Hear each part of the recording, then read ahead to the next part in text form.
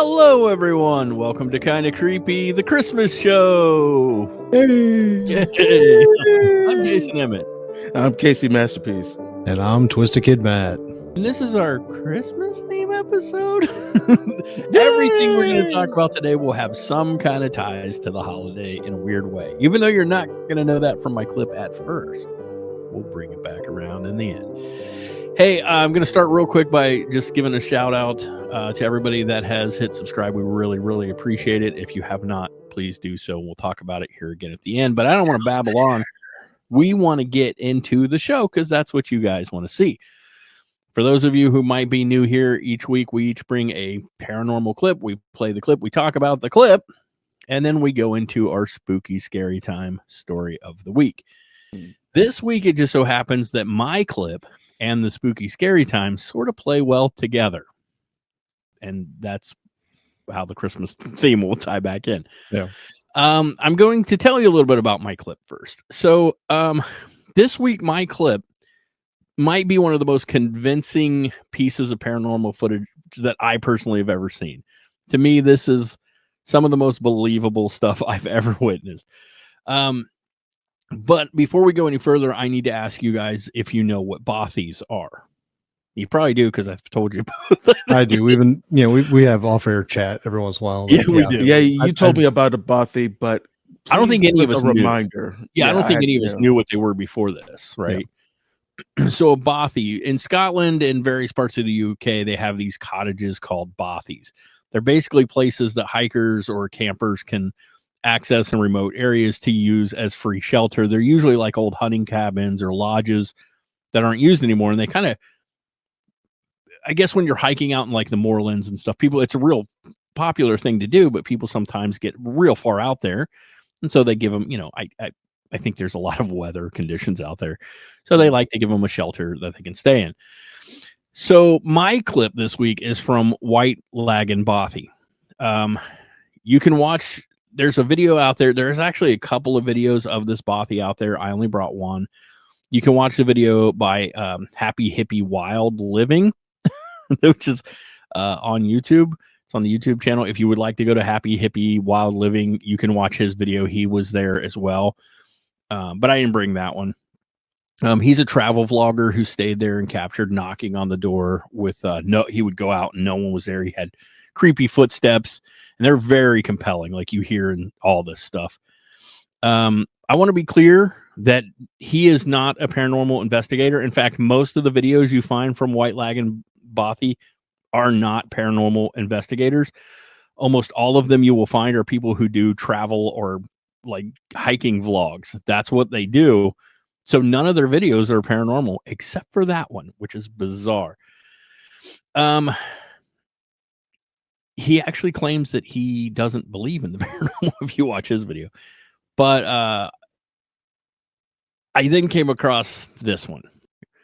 My clip from this week actually comes from Outdoor at Adventure-Outdoors on YouTube. I'll put that up on the screen so you guys can actually see it, and you can go watch it if you want.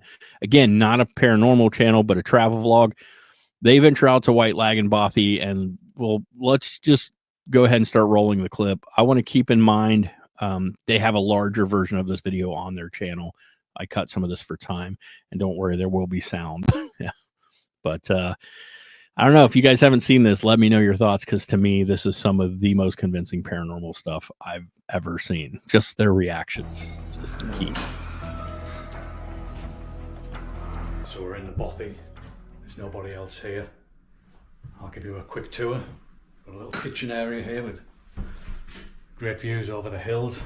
And then you've got a main room here. A couple of more beds there as well. Those are beds. Concrete slabs. Now, there's no power in this. No, there's usually no power. It's all candle or fireplace. Had a few weird experiences, but we both, think it's fine. I don't think there's anything weird here. Do you, Martin? So he's saying that other people have experienced weird stuff there. Stuff anyway, so and they're saying they don't really buy into that crap, so they don't really care. But it doesn't feel like there's no bad vibe or energy in here. Cheers. Cheers, mate. Here's to a good night. Yeah. So the book that they're going to be reading is like, I think people leave like a log of people that have been out there. They write down stuff. It's really picked up. I don't know if you can hear it on the GoPro one. So there's a lot of wind. The wind is really, really blowing out there now. The storm's in full swing. So this is popular, quite a popular bothy by the looks of it. Someone actually stayed last night. It was nice and tidy when we came in. So plaudits to whoever stayed here last night. Well done. Absolutely spotless. Hold on a minute. Whoa. Whoa.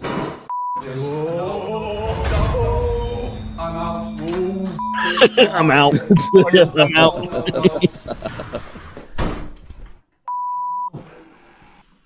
out. We just ran out of this room there. That was totally weird. The door just my favorite moved part's on coming its up. own. And then it just pretty much slammed shut. I mean, Marty's out there. I don't really want to come back in. He's in bits. That was just the weirdest thing, wasn't it? Where's he going to stay? Probably about 10 minutes after our ordeal with the spooky door closing over there. There's definitely whiskey in that cup we're now. Trying to like rationalise it. I mean, I'm not. Here's my favorite parts coming. There's more. So we're kind of thinking that it might have been just like the backdraft of the wind. I mean, there's a storm going on outside. So There you go. That's the first thing you do is try to.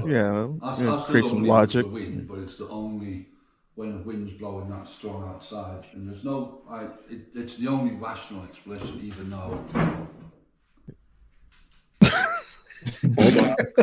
Hold on. No, I'm not looking at it. It's moving, right? It's moving, right? I'm honest, I don't know where to go. I don't know where to go. I'm not. It's black in here as well. I can't see a thing. So there's a chair over there, and it just started to move, which is. No way. I'm not even. No. It's bonkers. I'm not having any part of this. That is moving. No, it's like it's just taunting him. Just leave it. Right? Oh, Christ.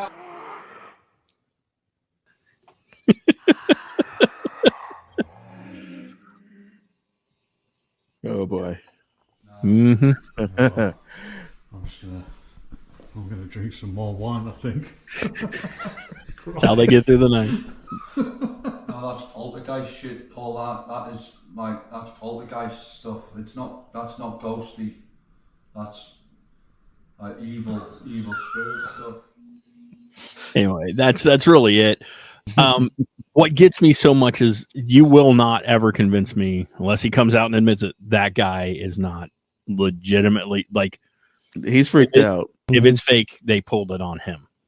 Yeah. He acts the way you would expect somebody to act when they're a skeptic and they're presented with something they just don't know how to explain.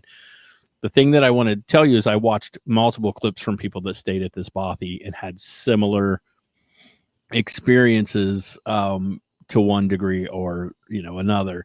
The other thing that you need to understand is this Bothy's a couple hour walk away from where anybody could have parked their car. So once they're out there and the wind's blowing, it's the middle of the night.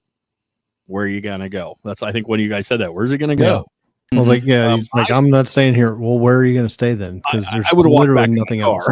Take the couple hour walk back. I like the wind. Their answer is, let's just drink. Let's just drink. In all fairness, multiple people have stayed there. Multiple people have had experiences there, and everybody's been fine. So I don't know what it is or how to explain it. But when I watched that clip, that gentleman's reaction, Marty's reaction, is that just feels so genuine to me. And he's just like, oh no. He's like, I'm not even going to watch it. I don't. He's like, it's moving, isn't it? So good. But next, we're going to go into KC's clip. KC, give us it's a very short clip. Give us a little rundown here. Well, I decided to bring a little bit of Christmas into today's clip, and it's a short one. It's him shooting Santa Claus off the roof of his. Kevin is actually Tim Allen. Basically a little elf on the shelf, and this little guy is a little active, more than a normal elf on the shelf. Let's play that clip. And so we got this elf on the shelf acting all normal. They always look like they got a secret. Like it just shit its pants and doesn't want to let you know.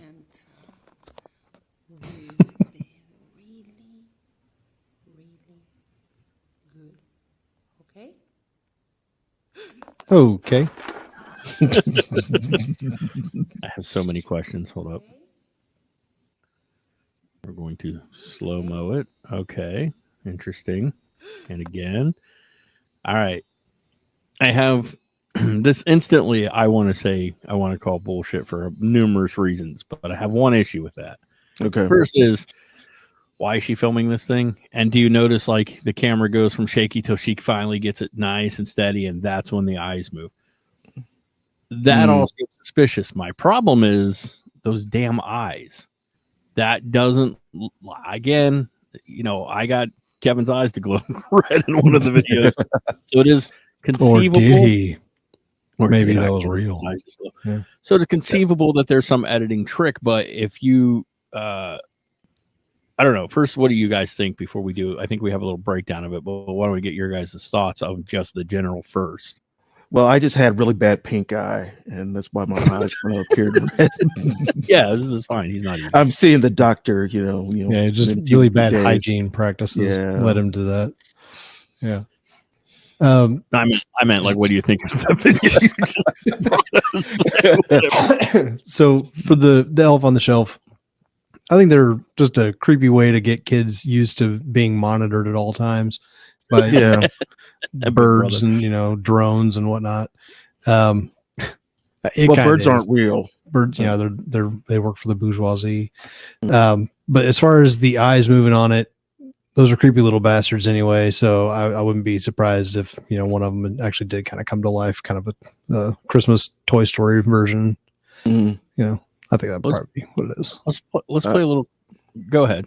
Well, I'm a sucker for haunted dolls, and I mean, I think this is fake as well. Like Jay had mentioned, I mean, there's you can do like some trick video work. I don't know how to do those tricks, but if you're really good at video editing, yeah, you can easily make those eyes kind of appear like they're moving. So that's what's impressive though. Play the little breakdown of the eyes here. This is what to me is impressive. We're just watch those eyes. Like that is not boom. Like they move. It's not where boom boom. It's a slide. Yeah. So maybe they made a version where you could actually move them like certain dolls or something, because dolls do have eyes that move. So maybe this person is creative and we can't see what this thing is sitting up against. Like it could be a really cool little trick they played for a camera trick. I don't think it's real, but it is fun to watch, and it's definitely Christmas. So it's perfect for the holidays. Not as cool as Snoop on the Stoop, but it is Elf on a Shelf. So.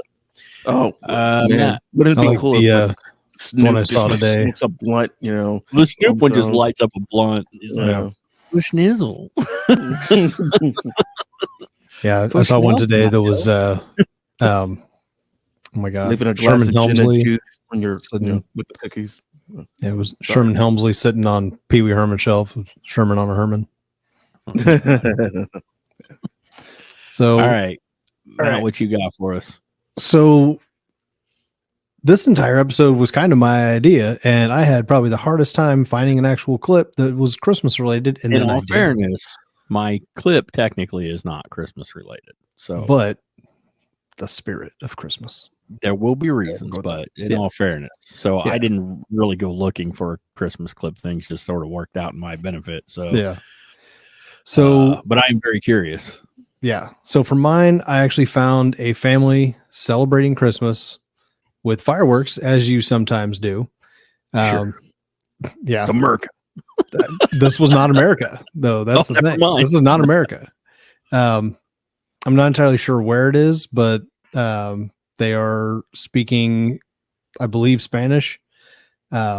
But it's a family celebrating with fireworks in the most American way, though, by building an apparatus to put them on top of, which is what I tend to do on occasion because it seems safer, but it's really not.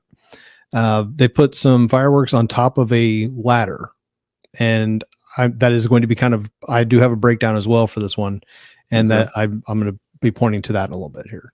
So there's going to be a circle in there, so kind of just look for that. So the breakdown, we zoom in a little bit.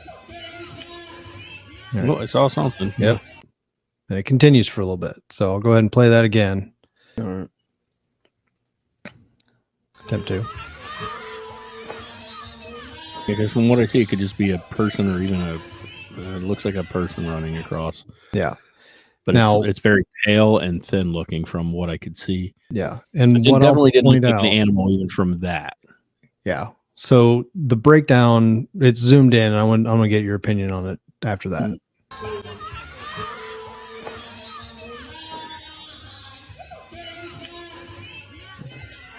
Weird. You see how it kind of goes down too? That again. Yeah. One more time. I want to see something. Wait, it never once it stays there, and then it backs up. Like it's so it goes over, and then it comes back a little bit. But watch it again. Underneath the ledge, it kind of goes down almost like a spiral staircase. It's kind of meaning like that kind of motion. That's why. Yeah, that's what I see. Yeah, where I said kind of looks like it goes back. It like hooks. Yeah, it like comes out and like hooks around. It's weird. Yeah.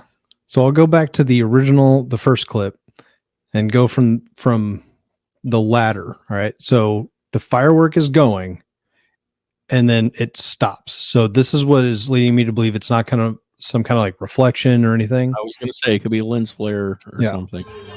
Is your main source of light right there is fading out, and then it appears. It doesn't matter. It doesn't really look like a lens flare from where the fireworks are, and it's not the right color, angle, or motion of the fireworks anyway. Yeah. The only kind of lens flare I could possibly see it being doesn't make sense because there's nothing to reflect on top of the building, like a car light or something moving could have done it, but there's nothing up there to reflect. Yeah. So I don't think it's. Plus, if you look at the closed version, the shape. Yeah, almost looks like a person in like a gown or a dress or something flowing. So it's very weird. Yeah, maybe we can get very, very strange. Some more on there. It's like it's not playing right for me there. Sorry. Yeah, and it almost like comes in. It almost like apparates and then dissolves. It kind of dissolves. I want to say one of the things I like about these sort of videos is we know what they're filming and why they're filming. And that was totally off in the background. They never once tried to get the focus on that thing.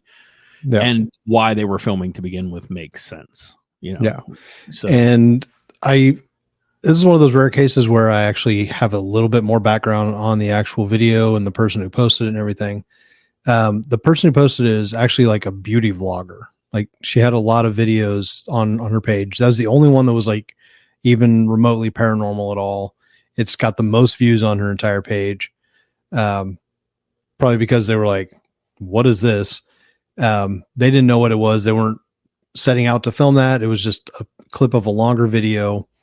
But yeah, all of her other videos are all just like makeup tutorials and things like that. And then you just have this one right in the middle where her family was celebrating Christmas, and that was filmed on Christmas Eve, I guess.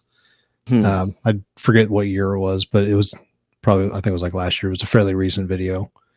So yeah, that was my video. Yeah, I like it. Again, I don't think there's any trickery afoot. I don't think they faked anything. There may be a plausible explanation, but there was nothing they did. Yeah, they actually accidentally caught something. So that's just my belief. You guys out there are welcome to give us your opinions. You can always leave a comment in the comments below. We actually love it when you guys do, and we try. Yeah, we definitely encourage it. Yeah. All right, so we're going to go into this week's Spooky Scary Time.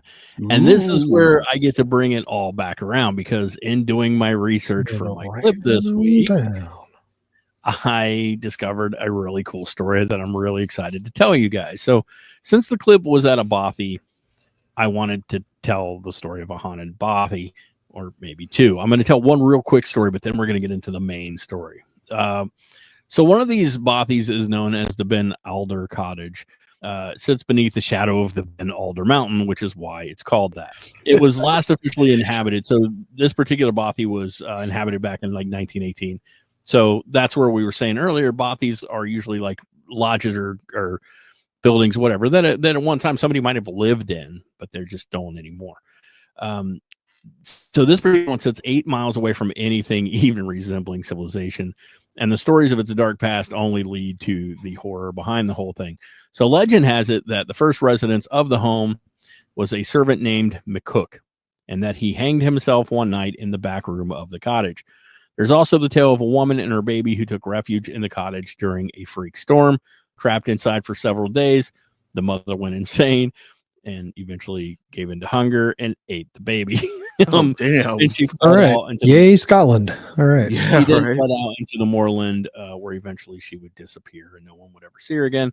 I just want to let you guys know that these stories have both been debunked. They know that these are not true, but the thing is the cottage still seems to be haunted by spirits. Hikers who have visited have reported strange noises, knocking sounds, shadow figures, creaks and groans, old-time music from other rooms, and objects moving around. So that has been Alder Cottage. But that's not the one we really want to talk about this week. The story I really want to share with you guys this week is another Bothy altogether. I'm only going to tell part of the story, and I'll get to that at the end. I'm going to tell the part that sort of pertains to this, but there is more to this story, and I'll let you know where you can go to find out the rest. But our story takes place in February of 1973. Now, the reason this is a Christmas is related story is because this one happens to take place during two fellas' holiday break from school. They were in college. They were on holiday break when this story takes place. So that's as Christmas as we're going to get with me this week. I didn't even have a hat. These guys came prepared with a hat. Yeah. I didn't even have it. I got my ugly sweater. I got my hot cocoa in a Krampus mug. We got Kevin with his hat on, and I was really expecting you to try to find a Krampus clip, and I'm sure you looked. I did. I looked. All right. So February 1973, two climbers from South Glasgow, the South Glasgow Climbing Club. So these guys are experienced climbers, right? And this story is something straight out of a horror movie. It took place in a remote cabin in the mountains. It's just chilling. So the first person and the main person from this story is 18-year-old Phil McNeil. Phil was an experienced climber, as was his friend Jimmy Dunn. They decided during their holiday break that it might be fun to ditch the city for a few days and make their way into the secluded Lochaber Mountains. And I hope I'm saying that right. Lochaber Mountains. This is Scotland, so I'm sure I'm not saying it right. They hopped on to a train to a place called Balloch, then hitchhiked to a place called, oh my god, Kinlochleven. That's in the eastern edge of Loch Leven. So there you go. There's a lot of Scottish words for you right there. After that, the two set off on foot. They were both prepared to make the 10-mile trek to Lubilt Lodge. Oh, this is my favorite part of this show. Yeah. So when they set out on the hike, there was already snow on the ground, and by some accounts, there was already 5 to 6 inches of snow sitting on the ground. It wasn't snowing at that point, but there was already 5 or 6 inches of snow. But like I said, these men were both experienced, so they felt pretty confident that they could make it. Now, Lubilt Lodge was an abandoned former deer staking lodge. It was isolated, sitting near the Abhain Rath River. The structure at this point was basically a ruin, which had been converted into the Bothy, and did offer shelter. Totally different things, bud. did offer shelter to weary travelers. In fact, it had been rumored to have become inhabited by a small group of like hippie-esque individuals who had kind of moved out there and taken up refuge. They wanted to live off the grid, and so I guess they went out there to live. By all accounts, this group was friendly, though, and they didn't have any problem with travelers coming out. So the pair, again, felt confident, we'll get out there. It'll be fine. They'll welcome us for the night. We'll be okay. So during this time of year, the terrain around the lodge is really dismal, gloomy. It's kind of bog filled out there. There's a lot of fog and mist. So it's the moorlands. So you're going to get a lot of werewolves out on the moors. Aurora Borealises. We're talking scary movie set come to life, right? You can just go out there and just film that. This is already scary enough. Trees in the area are sparse, but they are present. And there's nothing nearby aside from another smaller Bothy on the other side of the river, about half a mile away. So this is the Bothy's it. There's nothing else out there. A few trees, half a mile away, another real tiny one. But again, small river. It sits on the other side. So after trudging through miles of wet snow, cold temperatures, they finally reached the lodge. Only they were a little taken aback when they found the place was locked. Now, I need you guys to remember, the photos you're seeing and stuff are now, like, more recent. So it was a little more intact back then, I guess. Had a roof. Yeah. Had a little more going on. Some windows, probably. Some walls. But they get there and it's locked, right? It's totally locked. They don't know what to do. They knock on the door. No one comes. So they start going around. They start peering through the windows. And they did see signs of recent life inside, dishes in the sink and things like that. But the place looked to be empty at this point.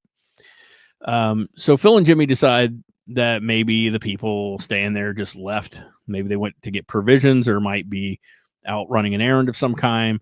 And there's a chance they'll come back, like maybe even this day.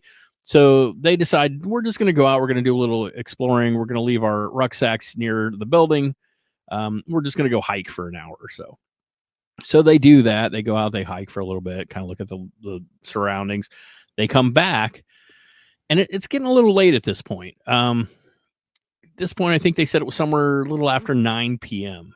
and no one's there. It's still empty. They still can't get in, and it's starting to get a little cold outside. Here's an actual quote from Phil. He said, "It was pitch dark. We shone our torches through the windows, and nothing seemed to have changed since earlier. It was eerie, and the chill was biting." Anyway, they decided they didn't want to sleep outside. They had no desire to sleep outside. It's just cold. It's crappy out. They want inside this place. So they start examining the building, and they end up finding a window that happens to be unlocked. So they lift it up and they crawl inside. Phil describes the feeling as they entered into the building, and he said it was cold. That was the first thing. Strangely, it was colder on the inside than outside. It felt odd. It just didn't feel right. We made our way around the house, and it became immediately obvious that the place looked as if the people had vacated it very rapidly. There was a table set for Christmas dinner. There were Christmas crackers still to be pulled out of open on the table, but Christmas clearly hadn't happened. So at this point, like I said, they had heard rumors that people were staying out there. They get out there, but it's empty. They get inside and they're like, somebody has been here, and not that long ago, right? Within the last couple of weeks, somebody's been here. There's dishes, there's stuff, plates set out. So they're real nervous at this point, and they decide they're going to look around inside the house a little bit, kind of get the feel of it. So they go from room to room, and they found that each one looked to have been occupied because they had things like furnishings inside and other personal items scattered about. That all of the rooms, except for one room, didn't look like anybody had been in it. That room sat across from the living room. It was a small bedroom, empty except for a disassembled metal bed frame, and there was a large stone resting on the windowsill, and there were two green curtains on the window that set open. That's all that was in the room. That's it. There's nothing else. The curtains were open. There's a big rock on the windowsill, disassembled metal bed frame. They could see outside. It's dark out. It's pitch black, but the curtains were open. Both of them said they didn't really care for the room. Something about it they didn't like. It was unsettling to them. It made them feel like they didn't want to be anywhere in or near that room anymore. So they sort of moved on, not knowing what to make of everything, they decided to head back downstairs. Mhm. So they climb in their sleeping bags and they try to get some sleep. Now, Phil said, we went downstairs to the living room and got into our sleeping bags to bed down for the night. It was about midnight. Jack played his recorder and sang a few songs, the sort of thing mountaineers do in the hills. So at that point, they blow the candle out and they decide, let's just try to get some shut-eye. But that's when everything changed, pretty much as soon as they blow the candle out. He said it was extremely cold. It enveloped you.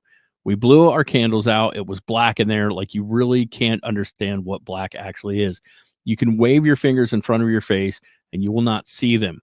The other thing is the silence. When you're out in the middle of nowhere, the silence is palpable. Have you guys ever been like on a cave tour? Because this is what it makes me think of. And they always take you in that one room and they're like, now we're going to shut the lights out. And they shut the lights out. And even though you're in there with 20 people or something, it's just pitch black in there. And deafening, like, weird silence. Even when people are making noise. It's almost loud. Yes. It's so quiet, it's loud. Yeah. And that's what I picture here. That's what I picture them feeling. They're out in the middle of nowhere. Again, not a lot of trees, probably not a lot of wildlife, not a lot of, and it's winter, so you're not going to hear like crickets and stuff. And the hippies are gone. We don't know where they're at. Gone, man. They're gone. So almost a minute we blew out. This is what he said. Almost a minute we blew out our candle. There were noises upstairs. The first noises which we heard were footsteps upstairs in the room above.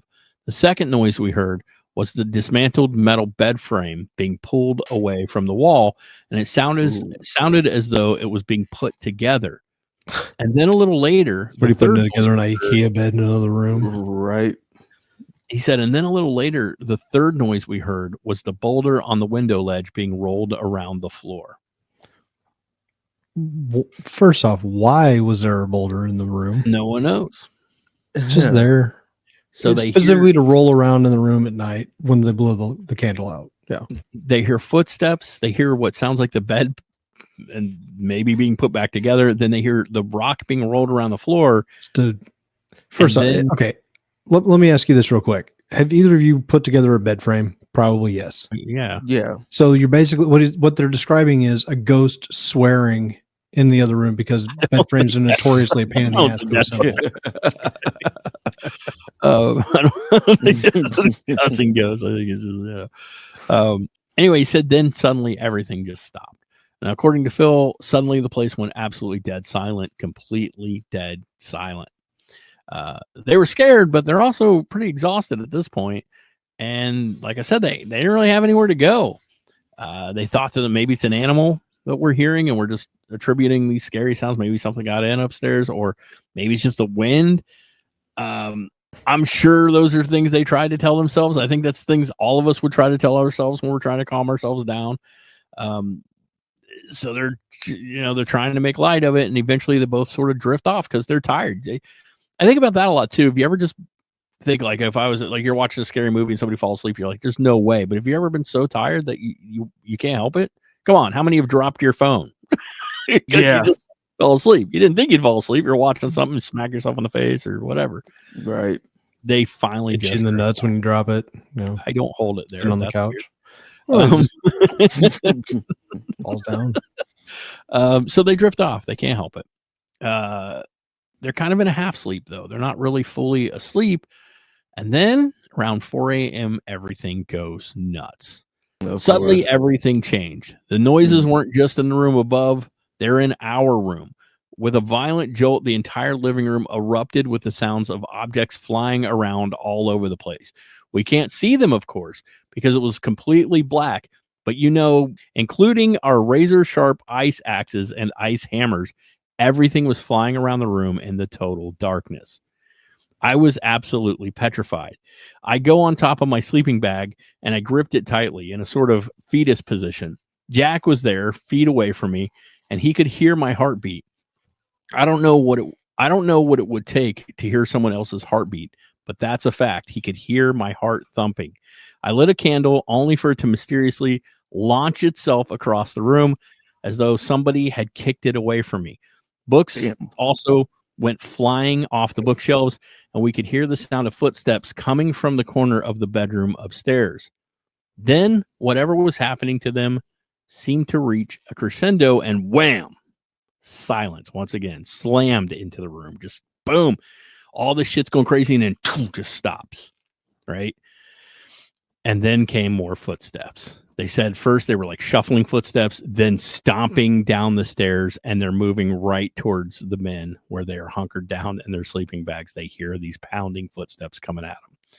So Phil scrambles around in the dark, man. He's freaking out. He's feeling around the dark, and he feels something. He grabs it, and it's his ice axe. He clutches this axe in his grip, and he dashes towards the door, and he rips the door open. He's ready. He's got that thing raised. He's ready to hit whoever's coming in. He whips the door open, but there's no one there. No one outside the door. He said, I slammed the door shut, and I heard the footsteps go straight back up the staircase to the top and emerge above us, wandering across the bedroom floor above. So they knew this place was empty because if you recall, they looked around. They looked around the place. You know, they'd been in every room, so they didn't think this was a person, like an actual person, and they weren't going to stick around to find out what it was. They said they were scared down to their very core. They fled back out the window they had entered through and made their escape. But as they staggered their way through the snow outside, they turned around and they like flashed their flashlight beam back up towards the window of that empty room. And when they did, they saw the curtains, which they know for a fact were open when they looked at the room earlier. They're now closed tight. So the curtains are now closed. So here's the thing. When asked if he was sure the place had truly been empty, Phil had this to say. I'm absolutely certain of it. We got there and we went through the entire building and there was nobody there. We would have seen their footsteps in the snow. Remember, there's snow and they saw no footsteps anywhere around except for their own. Phil would actually suffer trauma from this event, unable to sleep at night and never with the lights off. He just couldn't do it. He hated being alone, and whenever he was alone, he felt like someone was in the room watching him. Now, shortly after, he began having these unusual experiences in his actual apartment, and that leads to another part of this tale. So prior to the events that happened at the lodge, Phil hadn't been much for tales of the paranormal, and he also hadn't been aware of the grisly history of the place that he actually lived in. As it turns out, nearly 15 years before Phil lived in that apartment, there were a group of American students that had rented the place, and they had reported strange activity, somewhat poltergeist-like in the apartment. Activity within the building, in the apartment. Now, that story was actually published in the Glasgow Herald in July of 1958. So that story existed. Phil just didn't know it existed. 3 American students, inexperienced no doubt in the life and peculiar aura of the Glasgow tenement, have given up their tenancy of a flat on Gibson Street, which they are persuaded is haunted. They have heard things which have convinced them that they share the dwelling with a poltergeist, a mild murmuring elemental that sometimes turned off the radiogram and occasionally pushed egg boxes and breadboards off the kitchenette shelf. It is a wordless visitant that mumbles in 2 voices, but never so distinctly that the listener can distinguish what it is trying to say. It is reported that the neighbors of the extrasensory perceptive American students in Gibson Street say that they themselves have never heard anything ghostly. This, however, does not mean that the noises are not there, or indeed that they have not heard them, but simply that the sounds, being without mystery, are not registered on their consciousness. That is what it said in the Glasgow Herald, July of 1958. Now, remember, Phil's story takes place in the 70s, right? So, totally different year. And what's really weird about this is he never experienced anything in the apartment until he got back. But I want you guys to know that there is much more to this story. It doesn't end there. This was actually just the beginning of a much longer story for Phil. I was researching this on the BBC because the BBC actually released this story. That's where I got a lot of this story from. And their version does pretty much stop where I stopped, but I wanted to point everybody to a UK blogger named Mark Bridgman. So Mark Bridgman, when I was doing research for the story, Mark Bridgman came up, and I went to his site. And it's a great site. Everybody should go check it out anyway. But But there's a lot more to this story. Phil actually found something in his apartment, and he even makes another trip back out to the Bothy with other people and has more experiences out there because he is trying to confront whatever this thing is. So, yeah, like I said, there's a movie here. I feel like there's a movie, and the fact that it goes on for him for a while, I think over a couple years span, he goes out there, and like I said, you can go to Mark's website. If you look up UK blogger Mark Bridgman, you will find him. Yeah. He's got books and other stories on the site, which are really great stories, but he tells the full story of this. So I do recommend everybody go check it out. But yeah. So my first question for you guys, having seen the video that we watched earlier of a Bothy out in Scotland and hearing a couple of stories, would you stay in a Bothy? No, I don't. Hell no. No, dude, no. No. I think the problem is, I think one of the problems is once you're out there, you're out there, man. Right. You don't have any choice but to stay in this haunted abode because you got a 2-hour walk from like wherever you're going to your At car. least these guys were 10 miles away. 10 miles. No. And yeah, I know they end up cutting out. Now they end up cutting out at like 4 or 5 or whatever in the morning, which is still probably not when they intended. But yeah, I'm like, I don't know that I blame them, man. Right. The thing that I think scares me the most of their story is the footsteps, something stomping towards the room that they were in. Yeah. And you know, their brain's got to be like, is it a real person? And part of me thinks Phil was expecting to see a person, even though shit was flying around the room and going nuts. Yeah, sharp shit. Yeah, you mentioned a moment where he grabbed the ice axe and opened the door, ready to swing it at somebody. Yeah. If it had been the people who were staying there before, he could have potentially murdered somebody because of this spirit. And there's something else that you mentioned when you were talking about the news article. They said the word elemental. So in Scotland, UK, and all things like in that area, that's a very real, type of spirit that's out there in that area. And it's not one to be messed with. It's ones that nobody conjured it. Nobody summoned it. It's just of the earth. That's why they call it an elemental, because it's, based on the elements of the earth, that it's there and it can't be reasoned with. It's that kind of thing. And it's known to do this kind of poltergeist type stuff. So I hadn't even thought about it until they mentioned it in that article. Well, I think it's weird. So the question comes up. There's so many questions here. Like, he had never experienced anything before.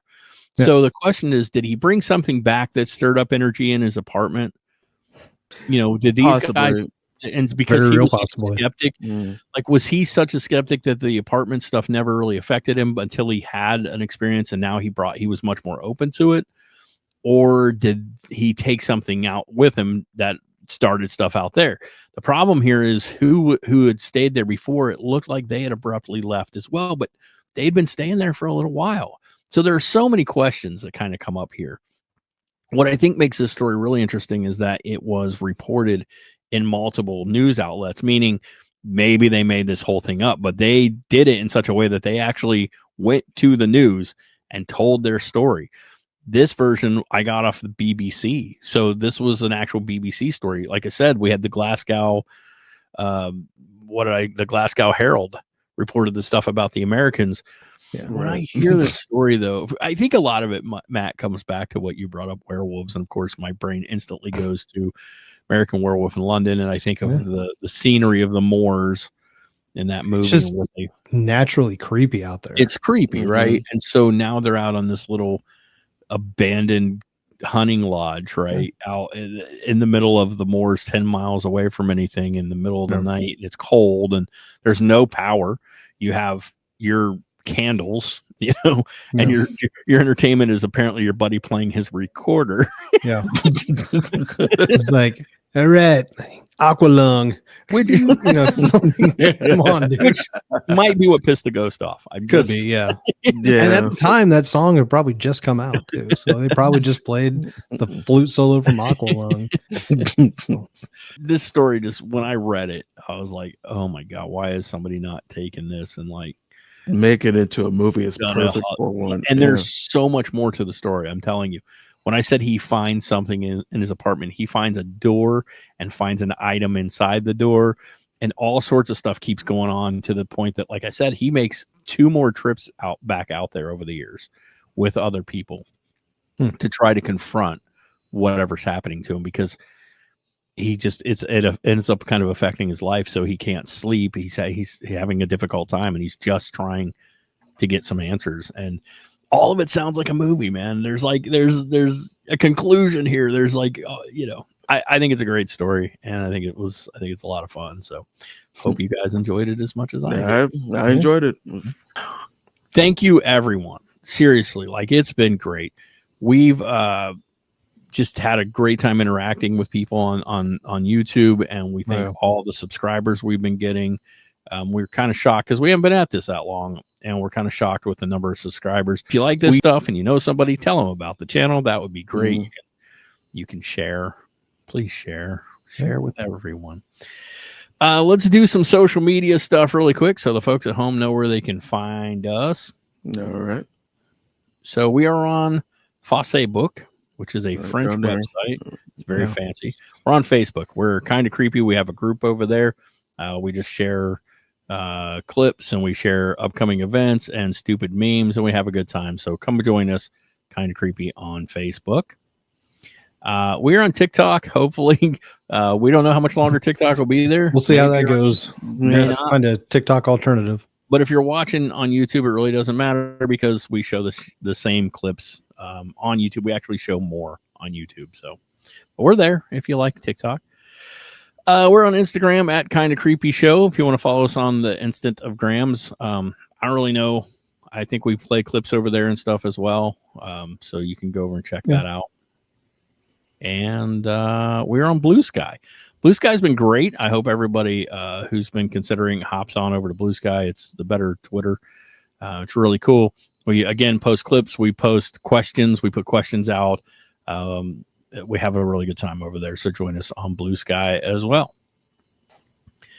And then the main one. There's our YouTube right there. If you happen to be watching this through Spotify or iHeart or something like that, you might want to check us out on YouTube, because, like I said, on YouTube, we play more stuff. It's not just this show. So join us over on YouTube and make sure you subscribe. If you guys haven't subscribed, click the subscribe button down there. Down there. Or else Krampus will come for you. I know him. And he beat you with this fucking thing. Rootin'. Like a broom. It's like it's called a rootin'. Yeah. Yeah, well, it's a bundle of birch sticks that you'll be like whipped with. That just whoop your ass, and then he shoves you you right in in the the, get him in the back of the knee. It's like a real good one. And I think he eats you at some point. Takes you to hell, and I think but that long tongue. Yeah, he's like, I don't know. so if you don't subscribe, you're gonna get eaten by Krampus, and who wants that? I mean, maybe you do. Maybe you're some people. I mean, if you're nasty, I'm not gonna hear anybody's yum, but eat me, Krampus, eat me. Again, we thank all of you. We hope you all have a wonderful Christmas. This was our Christmas episode. We know Christmas is coming up. Probably here in a few days. Actually, it's next week. We probably won't do a full episode, but we will release like a mini episode that week, just so we don't leave you guys. That'll be our Christmas gift to you. You guys can write us. We're all going to sign the card. We just got you one. Just got to make the rounds. It's a gift card you have to share with everybody. It's kind of creepy show at gmail.com. You can write us there. Again, guys, thank you so much for everything. Please keep watching. Please like, comment, and share. And most importantly, subscribe. And I think that's it. Until next time, guys, have a Merry Christmas. Have a happy holiday. Wonderful New Year. All that stuff. I don't know what you believe or what you follow. But Toyota-thon. Have a good Toyota-thon, yeah. If you get a new Toyota, let us know. Hey, I hope you guys get the presents you asked for. I'm really hoping for some Teenage Mutant Ninja Turtles myself. Until next time, guys. Keep it creepy. Keep it creepy.